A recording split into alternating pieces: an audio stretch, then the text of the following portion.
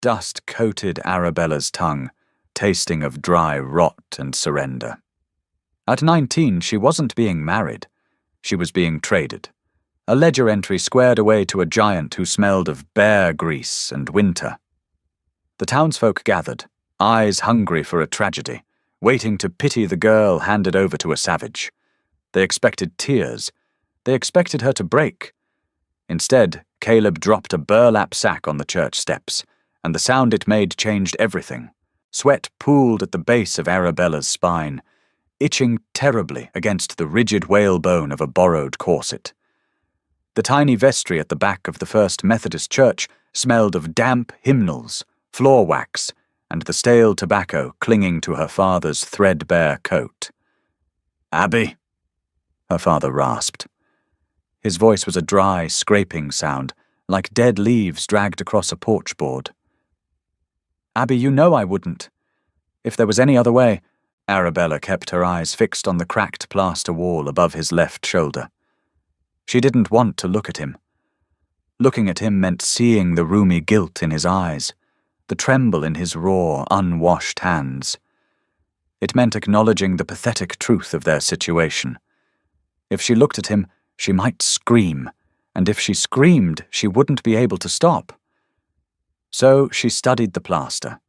A water stain near the ceiling looked vaguely like a vulture. Fitting. "I know, Pa," she said. Her voice lacked inflection. It was flat, hollowed out by 3 weeks of crying that had finally run dry yesterday at noon. There was no other way. Josiah Carter had made sure of that. Carter owned the general store, the livery, and the mortgage on the Green farm. He also owned the deed to her father's gambling debts, quietly accumulated over 5 years of failing crops and rotting fences. Carter had arrived at their porch a month ago, his boots polished to a high, arrogant gleam, offering a choice. The farm or the daughter? Carter already had a wife, a frail, nervous woman who rarely left her parlor, but he had a twisted, covetous hunger for Arabella's quiet defiance. Then the mountain man had come to town. Nobody knew exactly where Caleb Wyatt lived. High up in the jagged teeth of the Bitterroot Range, beyond the timberline where the air got thin and the winters swallowed men whole. He came down twice a year to trade pelts and timber for salt, coffee, and gunpowder. This time, he had walked into Carter's store, slapped a heavy hide on the counter, and said in a voice that rumbled like distant rockfall, "I need a wife. Someone strong. I can pay." Carter, seeing a chance to humiliate the Green family while lining his own pockets, brokered the deal. He sold Arabella's debt to the stranger. Now the floorboards vibrated beneath Arabella's worn leather boots. The congregation was taking their seats out in the nave. She could hear the rustle of cheap taffeta, the clearing of throats, the low, eager murmurs. Half the town of Blackwood Crossing had turned up to watch Thomas Green sell his only daughter to a wild man. "It's time, Thomas," a voice barked from the doorway. Josiah Carter stood there, a pocket watch dangling from his manicured fingers. He wore a charcoal suit that absorbed the oppressive summer heat, yet he didn't look like he was sweating at all. His smile was a thin, cruel slit. Arabella finally moved. She smoothed the skirt of her dress. It was a faded cream monstrosity borrowed from the baker's widow, smelling faintly of mothballs and despair. The hem was an inch too short, exposing her scuffed boots. She didn't care. She reached down, picking up a small bouquet of limp, dust-choked sage her neighbor had shoved into her hands, and walked past her father. She stopped in front of Carter. She could smell peppermint oil on his breath, masking something sour underneath. "You look beautiful, Arabella," Carter whispered, leaning in just close enough to invade her space. "It's a shame to send you up that mountain. You could have stayed here, lived comfortably." "I would rather freeze in the dirt," Arabella said, her voice dropping to a harsh whisper. She pushed past him, grabbing her father's elbow. Her grip was brutal, her nails digging through the thin wool of his coat. It wasn't for his support. It was to keep herself tethered to the ground. The heavy oak doors opened. The heat in the sanctuary was suffocating. Sunlight stabbed through the cheap stained glass, casting sickly yellow and bruised purple light across the pews. Faces turned. Dozens of them. Arabella kept her chin parallel to the floor. She saw Mrs. Gable whispering behind a gloved hand. She saw the blacksmith, arms crossed, shaking his head. They were swimming in a sea of morbid curiosity. Then she saw him. Caleb Wyatt stood at the altar. He didn't belong in a church. He didn't belong within 4 walls. He was too large, taking up the space of 2 ordinary men, his shoulders broad and thick under a dark wool coat that looked older than the building itself. He hadn't bothered to wear a tie. His collar was open, revealing sun-baked skin and a thick scar running down his throat. His hair was dark, pulled back and tied with a simple leather thong, but stray strands framed a face that looked carved from rough sandstone. He didn't look nervous. He didn't look proud. He looked utterly bored. Arabella felt a sudden, violent spike of panic. This wasn't a man. This was a force of nature. A bear stuffed into human clothes. As she walked down the aisle, the dust motes dancing in the heavy air, she caught his scent. It cut through the perfume and sweat of the crowd. Pine pitch, wood smoke, clean dirt, old leather. Her father released her arm and stepped back with a pathetic shuffle. Arabella stepped up beside Caleb. She didn't reach his shoulder. He turned his head slowly, looking down at her. His eyes were the color of bruised thunderclouds, a dark, turbulent grey. They didn't hold cruelty, but they didn't hold warmth either. They were calculating. He looked at her the way a man assesses a horse before a long, hard winter. "You're shaking," he murmured. His voice was lower than she expected, a vibration she felt in her chest before her ears registered the sound. "I am angry," she replied, staring straight ahead at the sweating preacher. "There is a difference." A muscle in his jaw twitched. Was it amusement? She couldn't tell. He turned back to the front. The preacher, Reverend Stokes, wiped his forehead with a crumpled handkerchief. He rushed through the liturgy. There was no homily about love, no poetry about 2 souls joining. This was a transaction, and everyone wanted the ink dry before the storm broke. "Do you, Caleb Wyatt, take this woman?" "I do," Caleb interrupted before Stokes could finish the sentence. Stokes blinked, flustered. "And do you, Arabella?" "Yes," she snapped. The word tasted like ash. "Then by the power vested in me, I pronounce you man and wife." Stokes looked relieved. "You may kiss the bride." Caleb didn't move toward her. He didn't lean in. He simply reached out and took her hand. His palm was a landscape of calluses, rough as raw lumber, but his grip was surprisingly careful. He didn't crush her small fingers. "Let's go," he said. They didn't walk down the aisle. They marched out of it. Arabella struggled to match his long, consuming strides. The congregation swiveled in their pews, murmuring loudly now. They felt cheated. There was no kiss, no weeping breakdown from the bride, no triumphant gloating from the mountain man. Just a brisk, businesslike exit. The heavy wooden doors banged open against the siding of the church, letting in the blinding glare of the midday sun. Dust immediately swirled around their ankles. Josiah Carter was waiting on the porch, flanked by 2 of his hired hands. He held a leather ledger tucked under his arm, looking immensely pleased with himself. "Not so fast, Wyatt," Carter called out, stepping into their path. Caleb stopped. He dropped Arabella's hand and shifted his weight. The movement was subtle, but Arabella felt the air pressure change around him. It was the coiled stillness of a predator deciding whether to strike or walk away. "The ceremony is over, Carter," Caleb said. His tone was flat. "It is," Carter agreed, patting the ledger. "But the debt ain't formally settled until I have the agreed-upon sum in hand. $800, Wyatt. In coin or notes. You said you'd bring it to the wedding?" The crowd poured out of the church behind them, spilling onto the steps and the dry grass.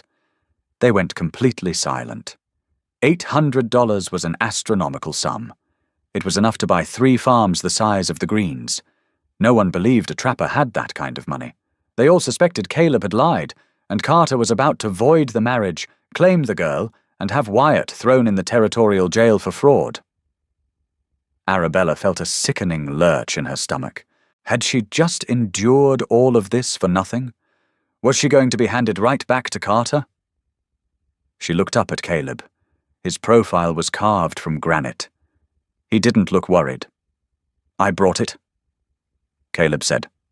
He whistled, a sharp, piercing sound that cut through the hot air. From the shadow of the livery across the street, a massive draft horse ambled into the sunlight.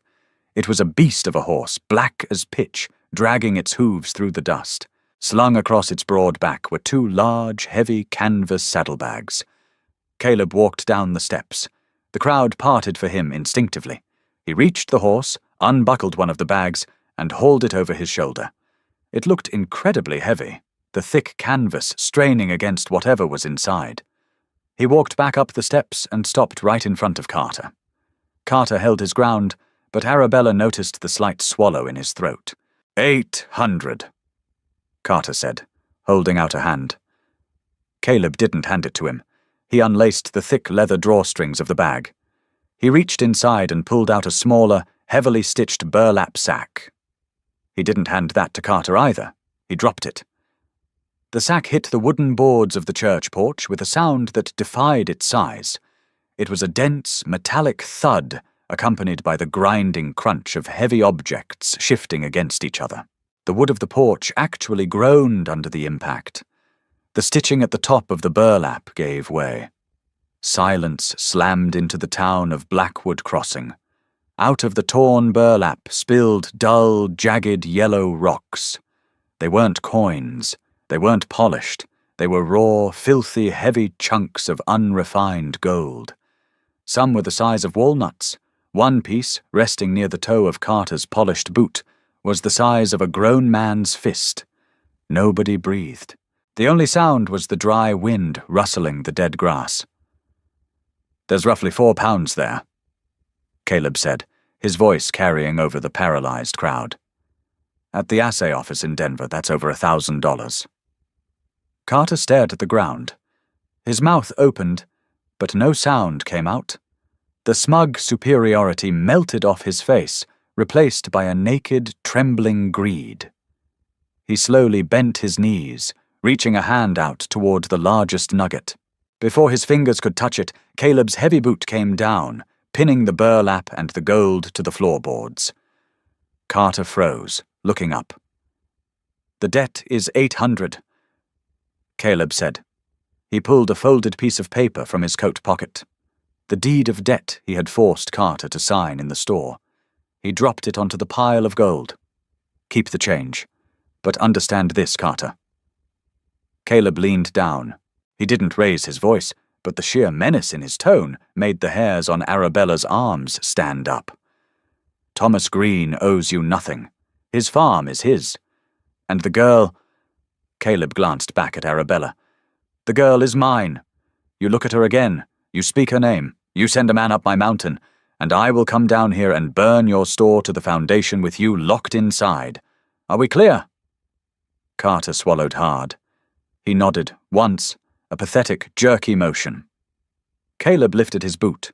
He turned his back on the richest man in town, walked up the steps, and picked up Arabella's battered leather trunk, as if it weighed no more than a bundle of kindling. "Wagons at the livery," he said to her, not waiting for a response. Arabella stood rooted to the spot for a second. She looked at the gold, then at the stunned, open-mouthed faces of the townsfolk who had come to see her ruined. She looked at her father, who was weeping silently into his hands. She felt no pity, no regret, just a strange, cold clarity. She hiked up the skirt of the awful cream dress, stepped carefully over the pile of raw gold, and followed her husband into the dust. The wooden wheels of the wagon ground over shattered shale and exposed roots, snapping Arabella's teeth together with every jolt. They had been climbing for 4 hours. The town of Blackwood Crossing was a distant, insignificant grey smudge on the plains below, swallowed by the heat haze. Up here, the world was different. The oppressive, dusty heat of the valley floor had been stripped away, replaced by air that was thin, sharp, and smelling heavily of damp earth and crushed pine needles. They sat side by side on the hard wooden bench of the wagon, the massive black draft horse pulling them up the steep, winding switchbacks with slow, mechanical rhythm. Caleb hadn't spoken a word since they left the livery. He held the reins loosely in his massive, scarred hands, his eyes constantly scanning the dense tree line. Arabella clung to the edge of the seat, her knuckles white. The corset was bruising her ribs with every bump, and the borrowed dress was covered in a fine layer of grey dust. She was exhausted, terrified, and violently angry, though the anger was beginning to fray at the edges, revealing the deep, dark well of exhaustion beneath.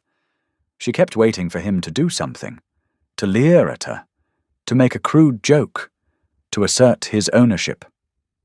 That's what men like Carter did. They bought things to play with them. But Caleb just drove the wagon. He didn't even look at her. It was as if she were a sack of flour he had picked up at the mercantile. How much further? She finally snapped. The silence was driving her mad. It was too big, too heavy. Caleb didn't turn his head. An hour, maybe less if the gelding doesn't throw a shoe. His voice was calm, infuriatingly calm. "Where did you get it?" she asked. Get what? The gold. Caleb shifted the reins to his left hand and reached into his coat pocket, pulling out a small tin. He opened it, packed a pinch of chewing tobacco into his lower lip, and snapped the tin shut. "Mountain has secrets," he said flatly. "I know a few of them." "You overpaid," she said bitterly. "My father's debt was $800. You gave him $1,000. You threw away $200 just to make a point." Caleb finally turned to look at her. His grey eyes dragged over her dusty dress, her tight, angry face, and the white-knuckle grip she had on the wagon seat. "I didn't throw it away," he said. "I bought your pride.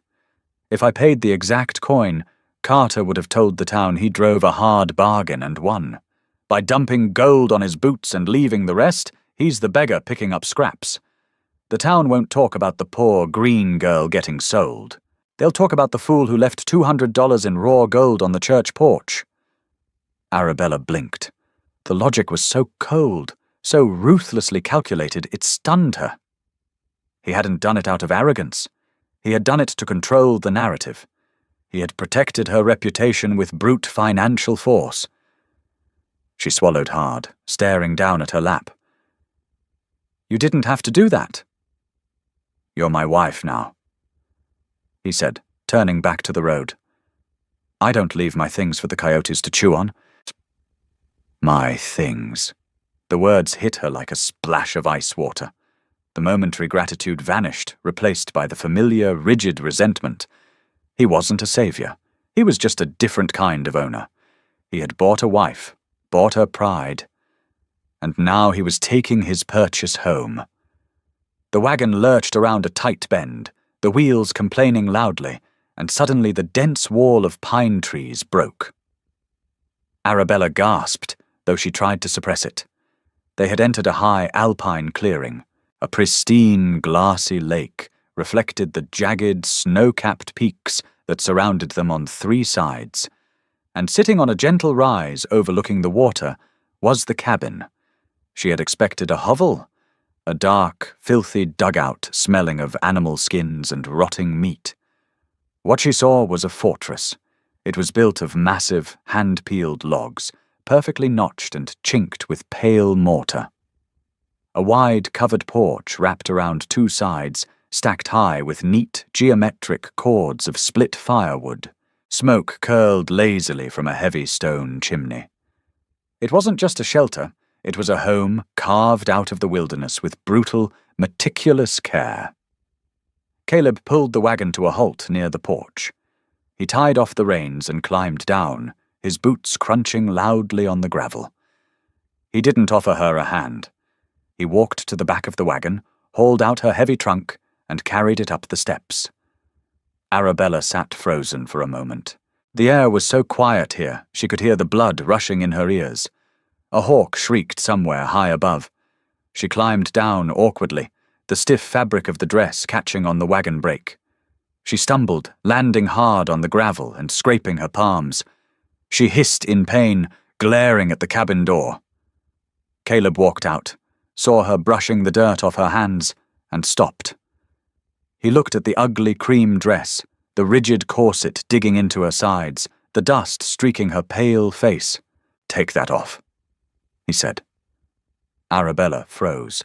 Her heart slammed against her ribs like a trapped bird. The cold fear she had kept at bay all day flooded her veins. This was it. The debt was paid. They were isolated. And he was collecting his due. "What?" she breathed, taking a step backward. Caleb sighed, a heavy, exhausted sound. He pointed a thick finger at the door. "The dress," he said, his voice grating with irritation. "You look like you're wrapped in a flour sack and corset wire. You can't breathe, and you can't walk. Go inside. Your trunk is by the bed. Put on something made of cotton, something you can move in." He turned away from her, walking toward the exhausted draft horse to unharness it. "Then come back out," he called over his shoulder. "You need to learn how to split kindling before the sun goes down." Arabella stood alone in the yard, the cold mountain wind biting through the thin fabric of her sleeves. She looked at the man unbuckling leather straps with methodical care. He hadn't lunged at her. He hadn't demanded his rights. He had told her to change clothes so she could do chores. The absurdity of it all bubbled up in her chest. She let out a sound that was half sob, half laugh, grabbed the skirts of the hated dress, and marched up the steps into the dark, smelling the faint scent of cedar and old ash. The cabin smelled of dried peppermint, wood ash, and oiled iron. Arabella stood just inside the heavy oak door, waiting for her eyes to adjust to the dim light filtering through the two small, thick-paned windows.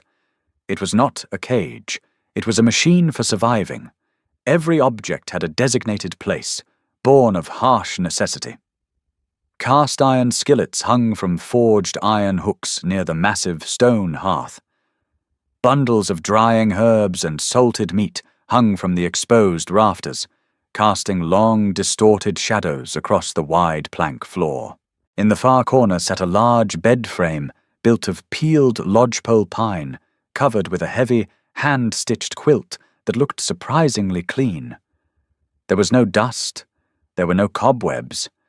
The man lived with the meticulous, neurotic order of someone who knew that a lost knife or a misplaced matchbox could mean freezing to death in January.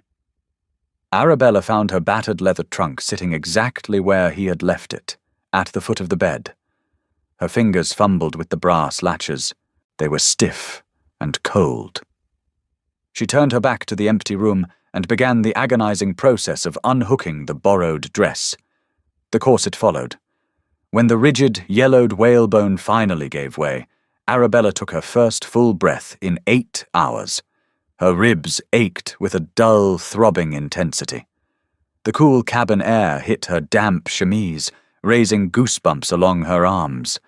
She shivered, quickly pulling a faded, indigo-dyed cotton work dress from her trunk. It was frayed at the cuffs and smelled faintly of the lye soap she used back at the farm, but slipping it over her head felt like putting on armor. She braided her hair with vicious, sharp tugs, tying it off with a scrap of leather. When she stepped back out onto the porch, the sun was beginning its descent behind the jagged peaks to the west. The sky was bruising into deep violets and angry, fiery oranges. The temperature had already plummeted 15 degrees. The thin mountain air bit at her exposed cheeks. Caleb was by the side of the cabin, rhythmic, dull thuds echoing off the timberline.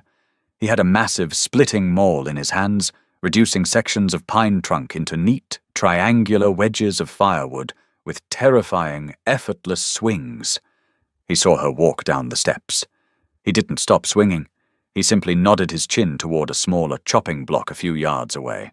Next to it lay a pile of thin, dry spruce branches and a small rusted hatchet. "Stove wood," Caleb said, the maul coming down and cleanly separating a massive log with a sharp crack. "Needs to be thin enough to catch a spark, thick enough to hold a flame." Arabella walked over to the block. She picked up the hatchet. The hickory handle was dark and slick from years of absorbed sweat. It felt heavier than it looked. She grabbed a piece of spruce, set it on the block, and swung. The blade hit the wood at an angle, bouncing off with a jarring vibration that shot straight up her forearm and rattled her teeth. The piece of spruce clattered into the dirt. Caleb stopped chopping. He rested the head of his maul on the ground and watched her. He didn't laugh. He didn't sneer. He just watched. Arabella felt a hot flush of humiliation creep up her neck. She gritted her teeth, picked up the spruce, set it back on the block, and swung harder. This time, the hatchet bit into the wood, but got hopelessly stuck halfway down. She yanked on the handle. It didn't budge.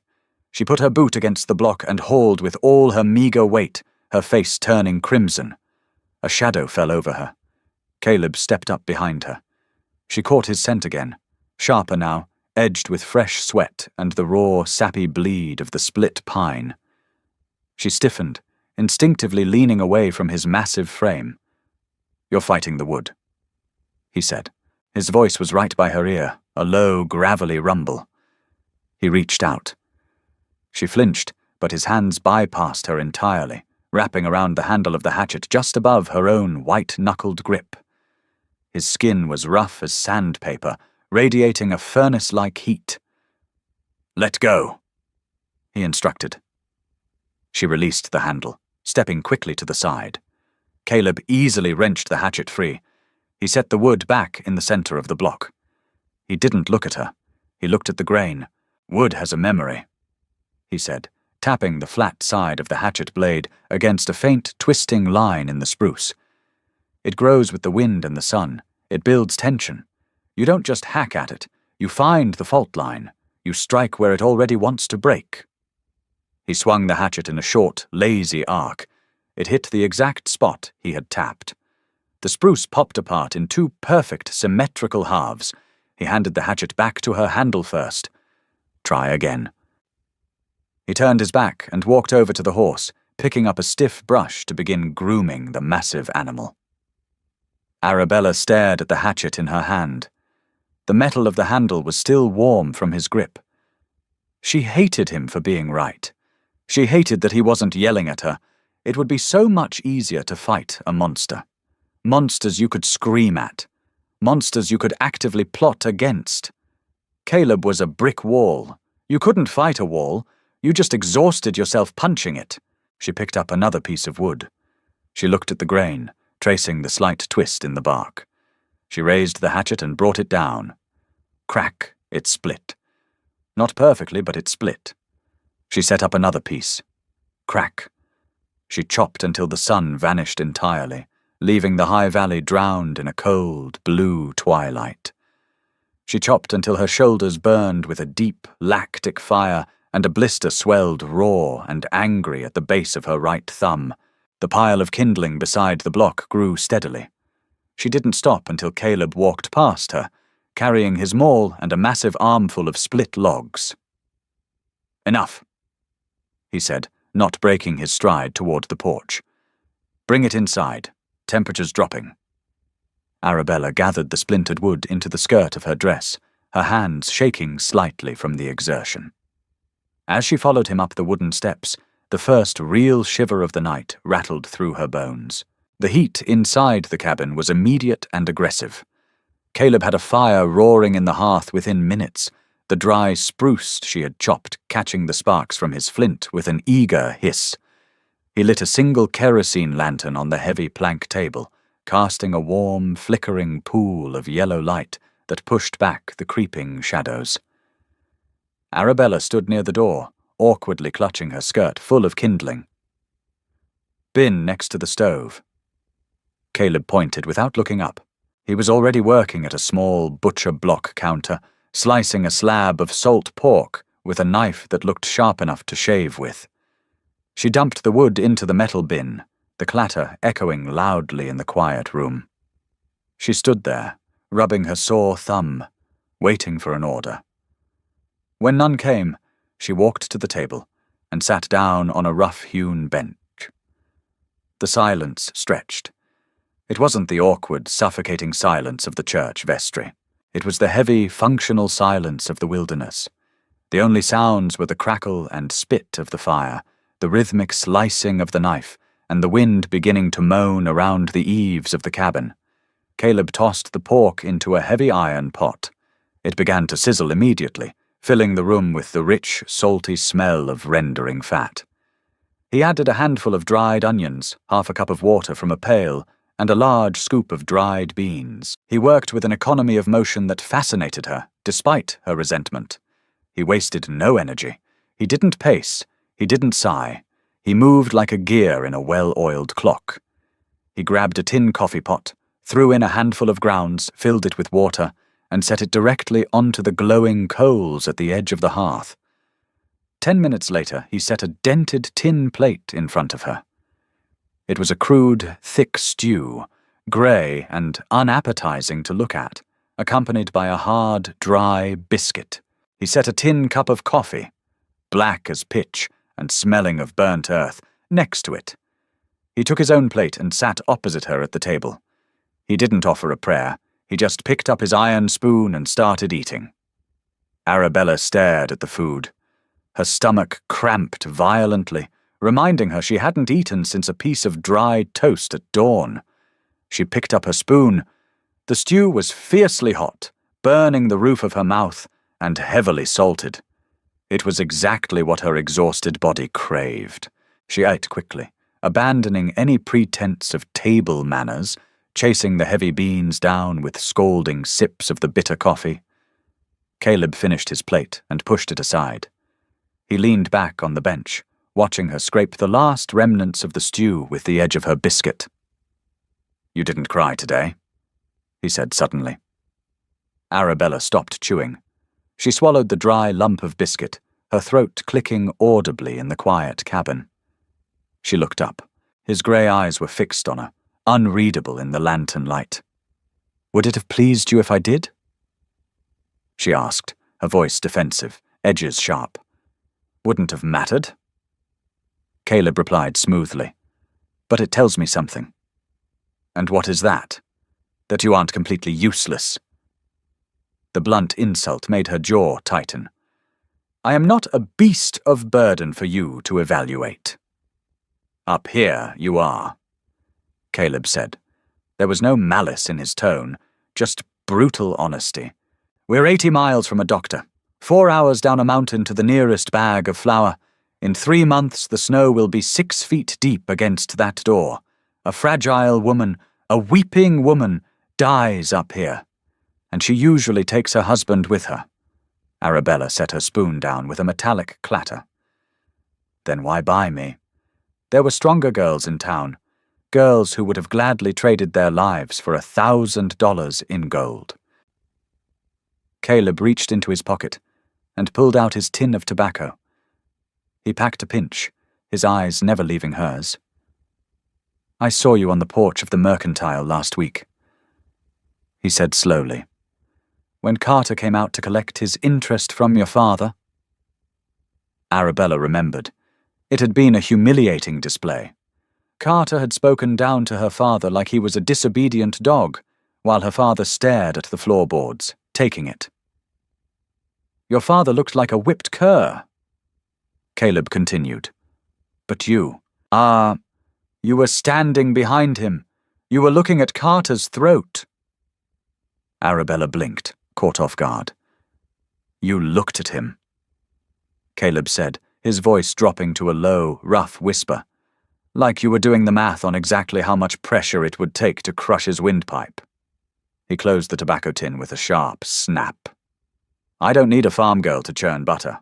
I need someone who won't freeze in her tracks when a grizzly rips the door off the hinges in January. I need someone with enough anger to survive." He stood up, his massive frame casting a shadow that swallowed the entire table. He picked up both their plates and carried them to a wash basin. Arabella sat frozen, the bitter taste of the coffee lingering on her tongue. He hadn't bought her because she was young, or because she was pretty, or because he wanted a bedmate. He had bought her because he recognized the violence in her survival instinct. He had bought a cornered animal. She watched him pump water over the dishes. "Where do I sleep?" she asked. The question hung heavy in the air. This was the moment. The practicalities were over. Caleb dried his hands on a rag. He walked past the table, past the hearth, and stopped at the massive pine bed in the corner. Arabella's muscles coiled tight. She pushed herself back slightly on the bench, her hand instinctively drifting towards the heavy iron spoon on the table. Caleb reached down and grabbed the thick quilt. He stripped it off the bed.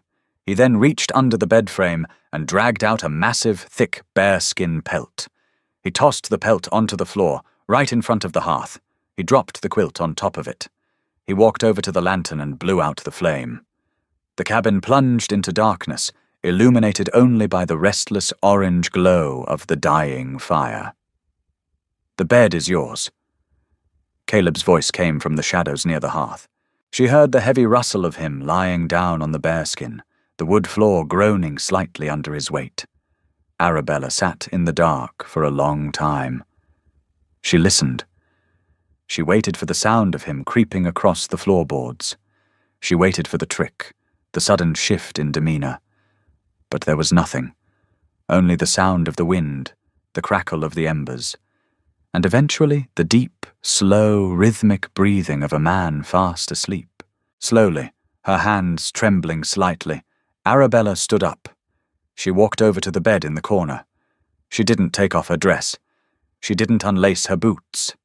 She crawled onto the mattress, curling her knees to her chest, pulling her arms tight around herself. The sheets smelled of pine and cold air. She stared into the darkness, her mind spinning. She was a captive. She was a traded debt. She was angry, exhausted, and miles from civilization.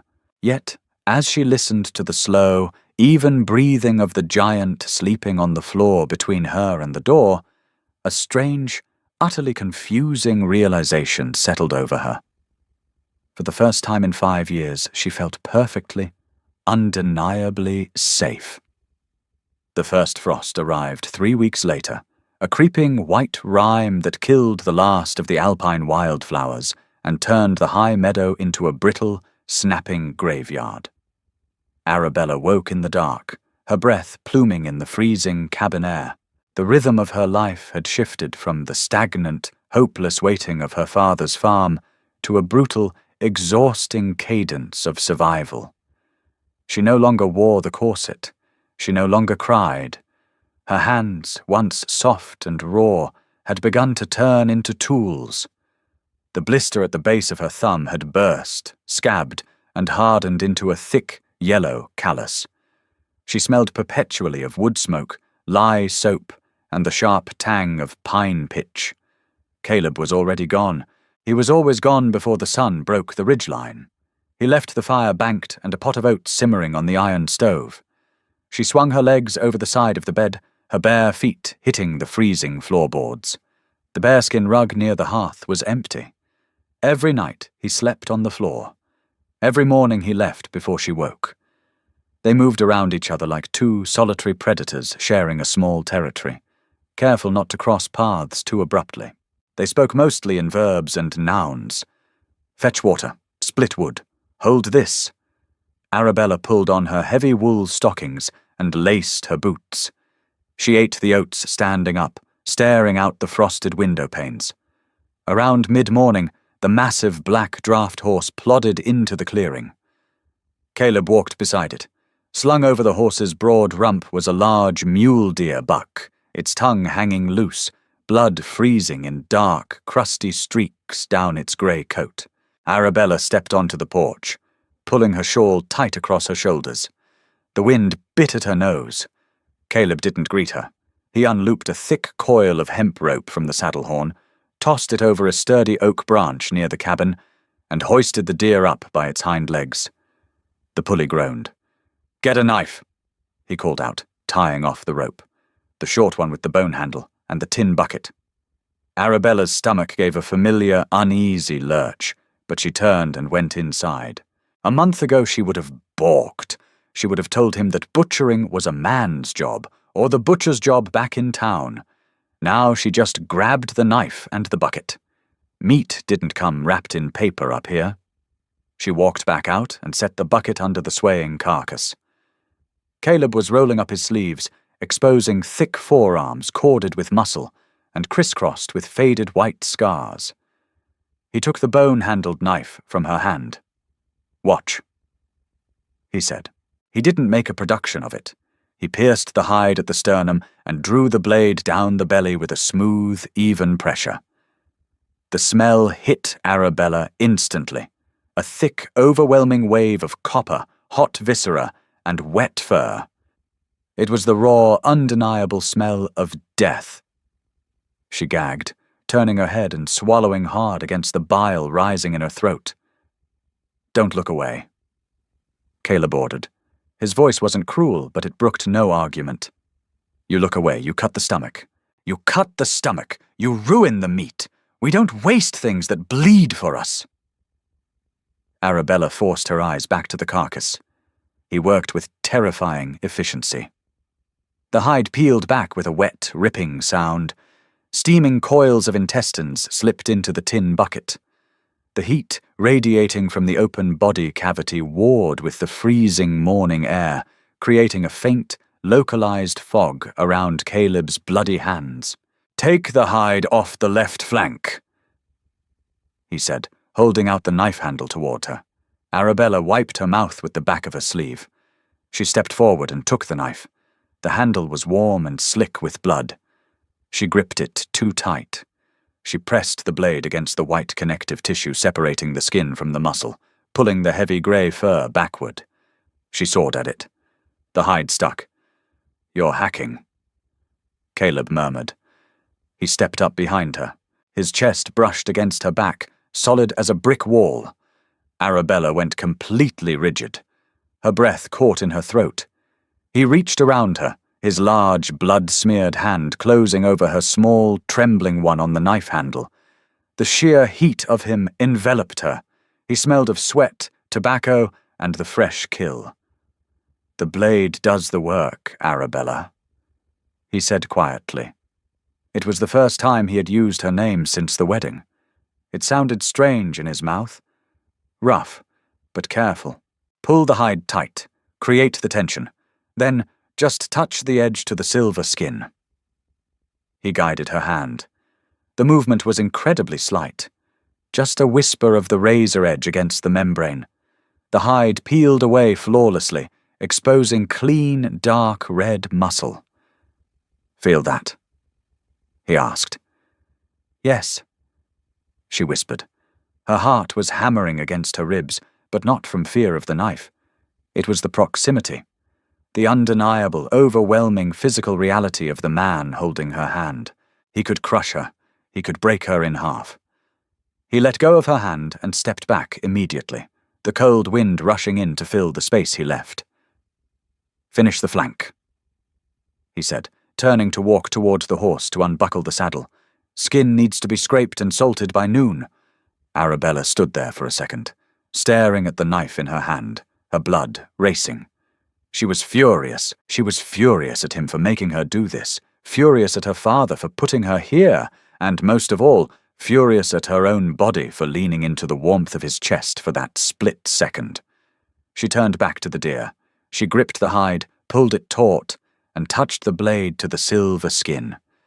It parted perfectly. The sky bruised a deep, sickening purple at noon on a Tuesday. The wind, which usually whistled through the pines with a steady, rhythmic breath, suddenly stopped. The resulting silence was heavier than noise. It pressed against the eardrums. Caleb walked into the cabin, his boots heavy on the floorboards. He walked straight to the brass barometer mounted on the wall near the door. He tapped the glass with a thick, calloused knuckle. The needle had plummeted into the red zone. Storm. he announced. "A big one. Early for it." For the next 2 hours, the cabin became a blur of frantic, silent motion. Caleb dragged massive deadfall logs from the tree line, stacking them directly on the porch until they reached the window frames. Arabella filled every bucket, pot, and kettle with water from the stream, her hands aching from the icy plunge. They worked together, a synchronized machine driven by the ticking clock of the atmosphere. When the first flakes fell, they didn't drift. They drove sideways, hard as rock salt, propelled by a wind that shrieked like a dying animal. Caleb slammed the heavy oak door shut, throwing the iron bolt. The sound was final. By nightfall, the temperature outside had dropped to 30 below zero. The cabin groaned under the wind, the timbers shifting and settling. Inside, the heavy cast-iron stove was stoked to a roaring cherry-red heat, fighting back the chill that crept through the chinking. They were trapped. Arabella sat at the heavy plank table, a kerosene lantern sputtering between them. She was darning a hole in the heel of Caleb's thick wool sock. The repetitive motion usually calmed her, but tonight, the confined space felt suffocating. Caleb sat opposite her, methodically oiling the locking mechanism of his Winchester repeating rifle. He smelled strongly of gun oil and brass. The silence dragged on for an hour. 2. The only sounds were the howling wind outside, the crackle of the stove, and the rhythmic snick-snick of Caleb working the rifle's lever action. Arabella tied off a knot in the grey wool, snapped the thread with her teeth, and set the sock down. She looked across the table. Caleb's collar was open, the leather thong of his shirt untied. The dancing lantern light caught the thick, jagged scar running diagonally across his throat. It started just below his left ear and ended at his collarbone. It was an ugly, puckered thing, pink and raised against the tanned leather of his skin. She had noticed it at the altar, but she had never been close enough or brave enough to look at it properly. "Was it a bear?" she asked. The words tumbled out before she could weigh the consequence of breaking the silence. Caleb stopped wiping down the barrel of the rifle. He didn't look up immediately. He carefully set the oily rag on the table, then raised his grey eyes to meet hers. "No," he said flatly. He didn't offer anything else. He just stared at her, challenging her to push further. Arabella's jaw tightened. She wasn't the terrified girl in the borrowed cream dress anymore. She had skinned a deer. She had chopped a cord of wood. She had earned the right to ask a question in her own home. "Then what was it?" she pressed, keeping her voice even, refusing to shrink back. Caleb picked up a brass cartridge, inspecting the primer.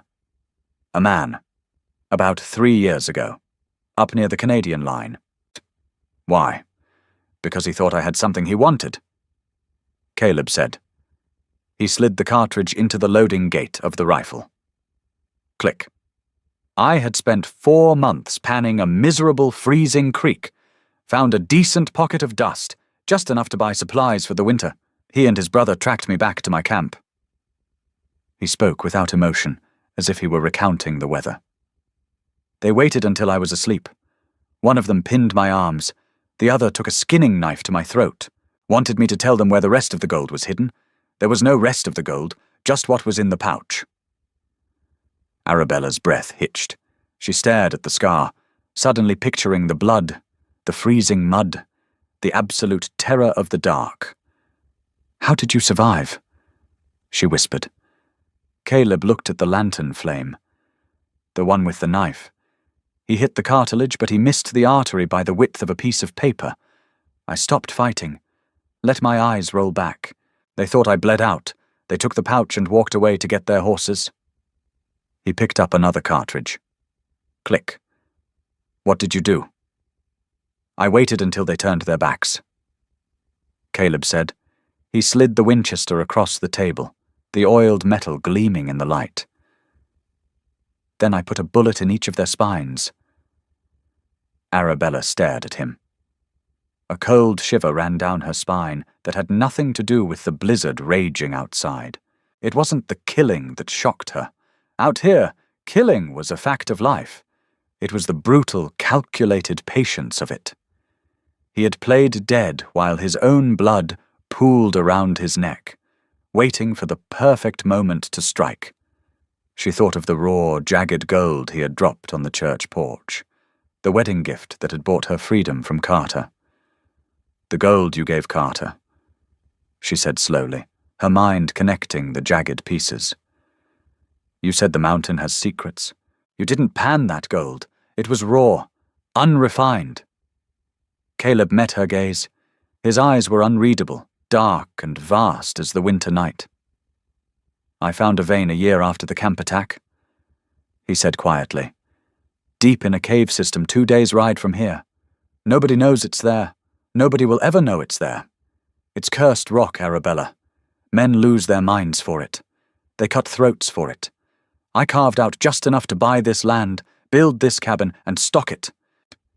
He paused, his jaw working as he ground his teeth together.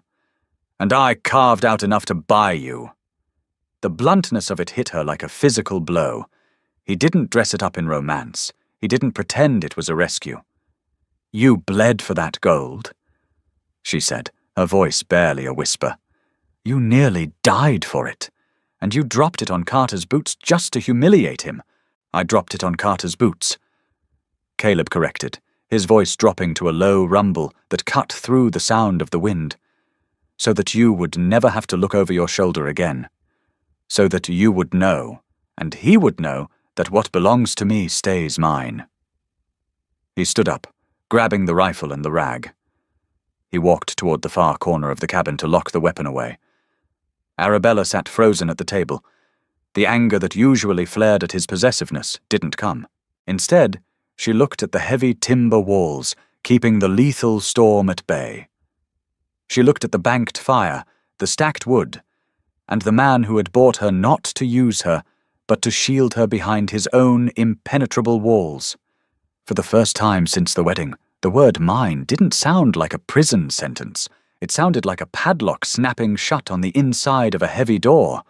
Winter broke not with a gentle thaw, but with a violent, roaring melt.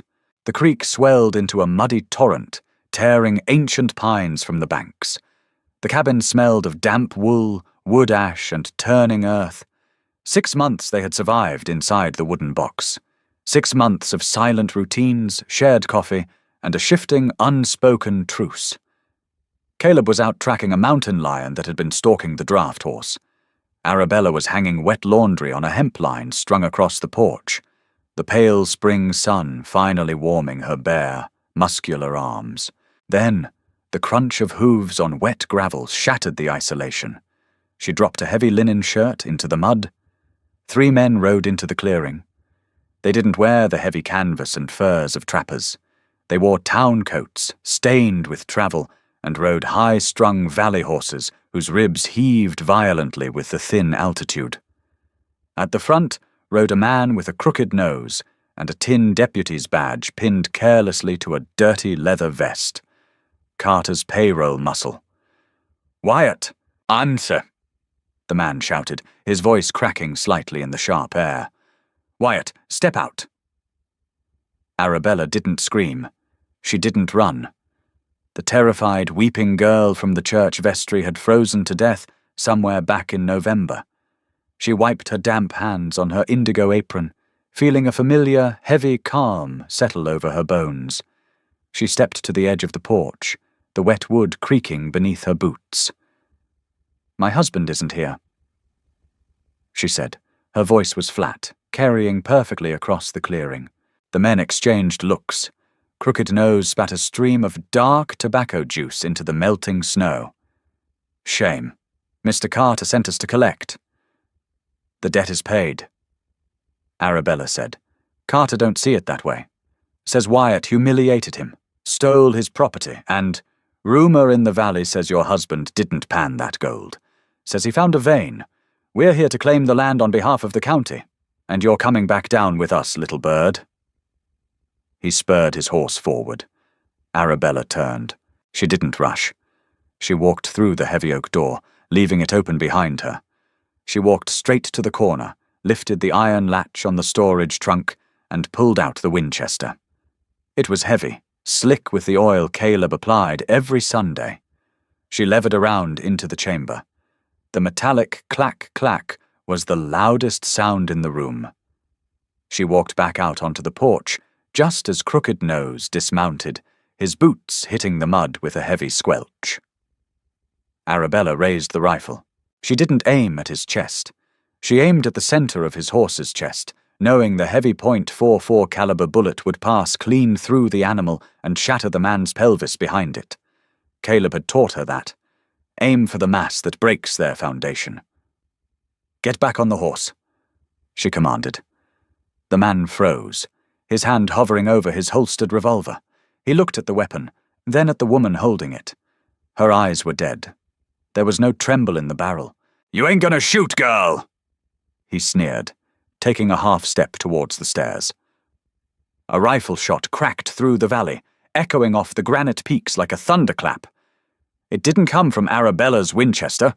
Crooked Nose's hat flew off his head. A neat, smoking hole punched through the crown. He scrambled backward, screaming in shock, and fell into the mud. From the tree line, Caleb emerged. He didn't look like a man. He looked like a piece of the mountain that had broken off and learned to walk.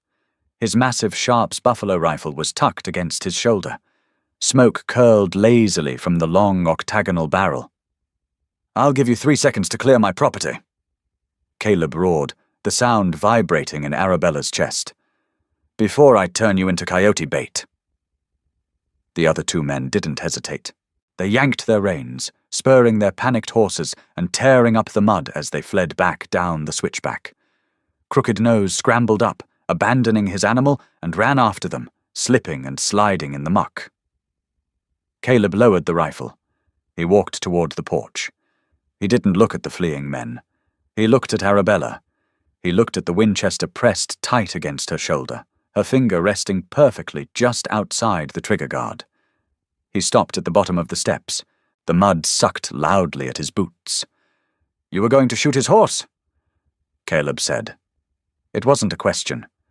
"It's a valley horse," Arabella replied, her voice remarkably steady. "Wouldn't survive the winter up here anyway, and it was a better backstop than the man."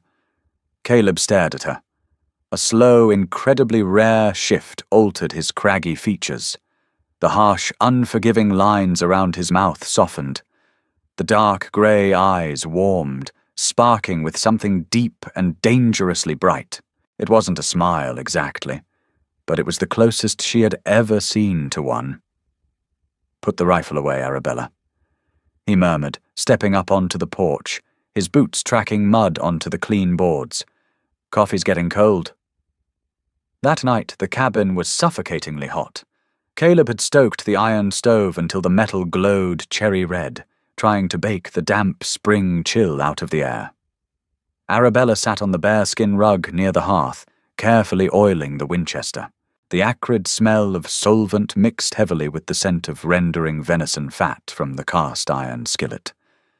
Caleb was sitting on the edge of the bed, slowly unlacing his boots.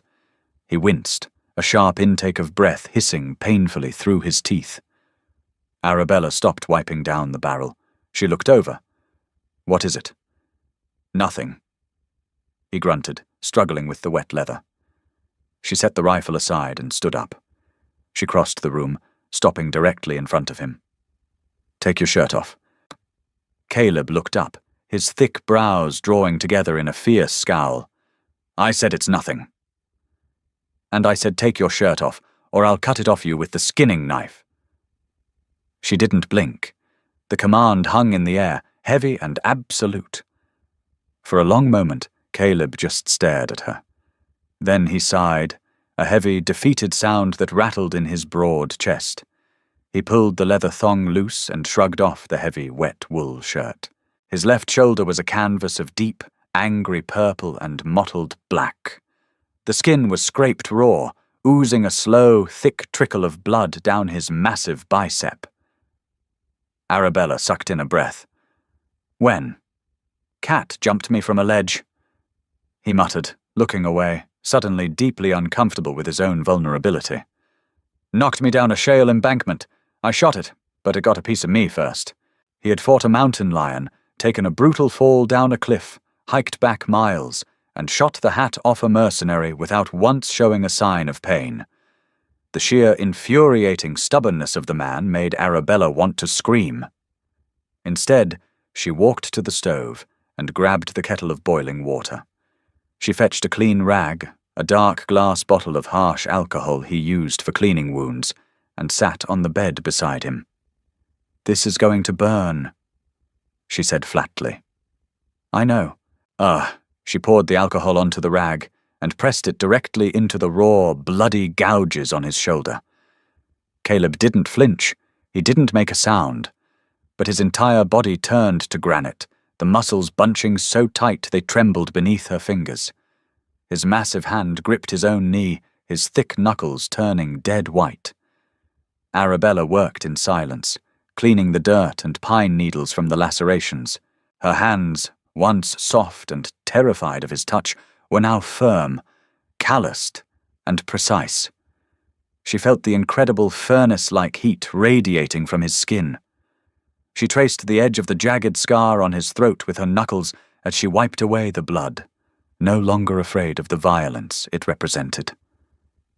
"You didn't have to face them on the porch," Caleb said quietly, his voice a low rumble, vibrating through the mattress. "You could have stayed inside, barred the door, and let them burn it down to flush you out?" Arabella replied, wrapping a clean linen bandage around his shoulder, pulling it tight. "This is my house, Caleb, not just yours." Caleb turned his head. Their faces were inches apart. The sharp smell of the alcohol faded beneath the deep, clean scent of his sweat and the lingering raw odor of pine pitch. He reached up. His massive, scarred hand hesitated for a fraction of a second in the heavy air before gently cupping the side of her face. His thumb, rough as bark, brushed against her cheekbone. It was the first time he had touched her with intentional tenderness since the day he bought her on the church steps. "You're not a captive anymore, Arabella," he whispered, his grey eyes searching hers, looking for the trembling girl. She wasn't there. "I haven't been a captive since the first snow," she answered, leaning her weight into his palm. He didn't pull her into a desperate embrace. He didn't make a grand, poetic declaration of love. He simply rested his forehead against hers. The physical contact was heavier than chains, more binding than any ledger entry Josiah Carter could have ever written. It was an absolute acknowledgement of survival. They had survived the winter, the mountain, and the ugliness of the world below. They had survived each other. "I'll teach you how to set the snares tomorrow," he murmured against her skin. Arabella closed her eyes, the warmth of his breath washing over her face. She thought of the jagged gold dropped on the church steps, the heavy bearskin rug, the perfect symmetry of split spruce, and the giant who had bought her silence only to give her a voice. "All right," she said. "Survival isn't pretty, and love in the wilderness isn't a fairy tale. It's built on blood, frostbite, and the stubborn refusal to break. Arabella and Caleb didn't find romance. They forged an ironclad partnership. If this story of raw grit and untamed justice kept you on the edge of your seat, hit that like button right now. Share it with someone who loves a real, gritty Western, and don't forget to subscribe. Turn on notifications so you never miss a tale from the unforgiving frontier. Drop a comment below. Would you have survived Caleb's mountain? Let us know.